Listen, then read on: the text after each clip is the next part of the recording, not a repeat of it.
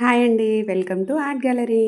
ఈరోజు పూజ వీడియో ఏంటి అనుకుంటున్నారా? మా ఆయన తిరుపతి వెళ్ళొచ్చాడండి.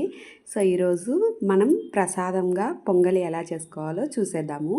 అండ్ ఈరోజు మా పూజ ఎలా జరిగిందో కూడా మీరు కూడా చూసేయండి. మా ఆయన తిరుపతి నుంచి ఏమేమి తెచ్చాడో కూడా చూపించేస్తాను ఈ వీడియోలో.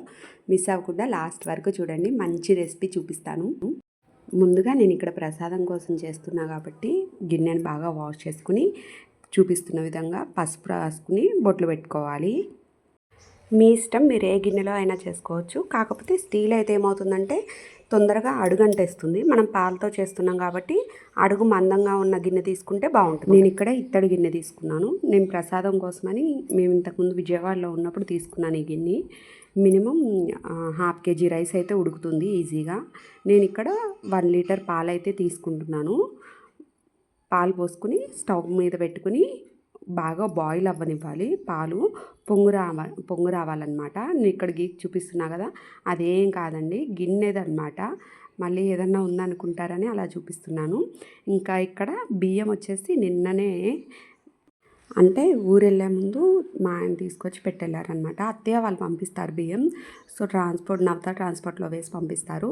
ఇంకా అక్కడికి వస్తే తీసుకొచ్చి పెట్టి వెళ్ళారు. సో ఇంక నేను ఈరోజు పొంగల్ చేద్దామని చెప్పి బియ్యం కొత్త మూట అయితే విప్పి చేస్తున్నాను అనమాట.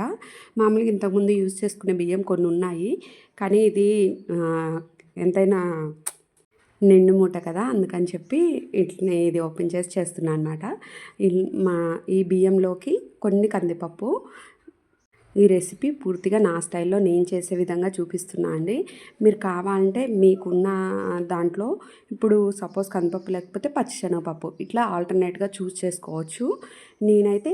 మేమైతే మోస్ట్లీ కందిపప్పే వేస్తామండి. కందిపప్పు కొన్ని బియ్యంలో వేసి రెండు బాగా వాష్ చేసుకుని మంచినీళ్ళు వేసి నానబెట్టుకోవాలి.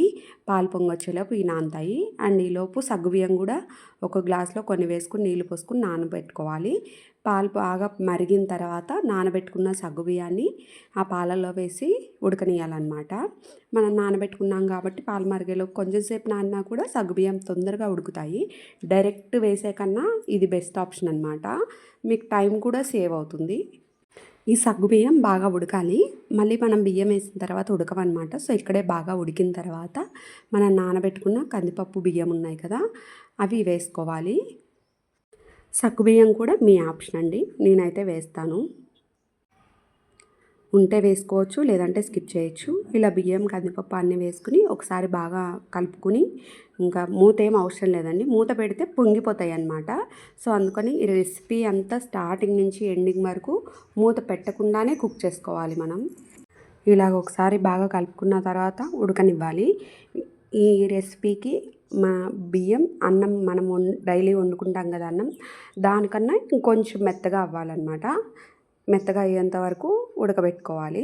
ఇది బాగా ఉడికిన తర్వాత లాస్ట్లో బెల్లం వేసుకోవాలి. ముందుగానే బెల్లం వేస్తే ఒక్కొక్కసారి పాలు విరిగిపోతాయి అన్నమాట.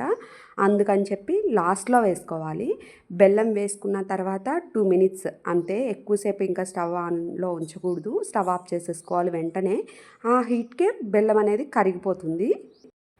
ఇంకా కొంచెం కరిగిన తర్వాతే స్టవ్ ఆఫ్ చేసుకోవాలి. ఎక్కువసేపు ఉంచితే పాలు అనేవి విరిగిపోతాయి అన్నమాట. సో అందుకని నేను చూపించిన పద్ధతిలో చేసుకోండి. కంపల్సరీగా పాలు విరిగిపోకుండా టేస్టీగా బాగా వస్తుంది రెసిపీ అయితే. ఇంకా లాస్ట్లో నేను కొంచెం కొబ్బరి తురుము వేస్తున్నాను. మీరు పచ్చి కొబ్బరి తురుము అయినా వేసుకోవచ్చు, ఎండు కొబ్బరి తురుము అయినా వేసుకోవచ్చు, లేదంటే స్కిప్ చేయొచ్చు, మీ ఆప్షన్. నేనైతే ఖచ్చితంగా ఎండు కొబ్బరి ఉంటుంది కదా, దాన్ని ఇలాగ సన్నగా తురిమేసి వేసుకుంటాను. లాస్ట్లో వేసుకుంటాను అనమాట, ముందుగా వేసుకోను. స్టవ్ ఆఫ్ చేసేసిన తర్వాత ఇట్లా ఎండు కొబ్బరి తురుము అండ్ లాస్ట్లో డ్రై ఫ్రూట్స్, జీడిపప్పు, కిస్మిస్ వేస్తున్నాను. నేను ఇక్కడ నెయ్యిలో ఫ్రై చేసి ఏం వేయట్లేదు, సపరేట్గానే వేస్తున్నాను నెయ్యి. ఇవి మా ఇంట్లో ఇవి ఇట్లా వేస్తేనే నచ్చుతుందన్నమాట. సో అందుకని నేను ఇట్లా వేస్తున్నాను. కావాలంటే మీరు నెయ్యిలో ఫ్రై చేసి కూడా వేసుకోవచ్చు. ఇలాగ వేసిన తర్వాత మళ్ళీ ఒకసారి బాగా మిక్స్ చేసుకోవాలి. బాగా మిక్స్ చేసుకుంటూ ఉండాలి బెల్లం కరిగేంత వరకు హీట్కి. లేదంటే మూత పెట్టి ఒక 2 minutes పక్కన పెట్టారంటే బెల్లం ఆటోమేటిక్గా కరిగిపోతుంది, ఇబ్బంది ఏమి ఉండదు. ఇంక మా ఆయన అయితే తిరుపతి నుంచి ఈ ఫోటోలు అయితే తీసుకొచ్చారు. ఒకటి శివుడిది, ఒకటి వెంకటేశ్వర స్వామిది తీసుకొచ్చారు. ఈ శివుడి ఫోటో వచ్చేసి షాప్లోకి అనమాట. అండ్ వెంకటేశ్వర స్వామిది వచ్చేసి ఇంట్లోకి తీసుకొచ్చారు. ఇంకా ఫోటోలన్నీ నీట్గా తుడిచేసుకుని బొట్లు అయి పెట్టేసుకున్నాను నేను. బొట్లు పెట్టేసుకుని ఇదిగోండి ఇలా అయితే పూజ అయితే చేసేసుకున్నాను. ఇవాళ పూజ చాలా అంటే చాలా బాగా జరిగింది. మా ఆయన తిరుపతి నుంచి వస్తా ఆ 2 ఫోటోలు ప్రసాదం కాశీదారాలు తీసుకొచ్చారనమాట. 300 రూపాయల లడ్డు ఒకటి, ఇంకా మామూలు లడ్డూలు కొన్ని తీసుకొచ్చారు. ఇంక అన్నీ దేవుడి దగ్గర పెట్టి మేమైతే పూజ కంప్లీట్ చేసేసుకున్నాము.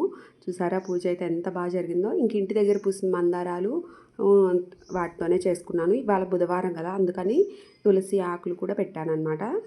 తులసి దళాలు కూడా పెట్టి పూజ అయితే చేసేసుకున్నాను. మధ్యలో ఆకులు ఏంటని అడగద్దు, అవి తులసి దళాలండి. నేను బుధవారం శనివారం కంపల్సరీ పెట్టుకుంటాను. మాకు ఇంటి దగ్గర ఉన్న పూలే సరిపోతాయి. ఈ వీడియో నచ్చితే కనుక లైక్ చేయండి, షేర్ చేయండి, కామెంట్ చేయండి. బాయ్.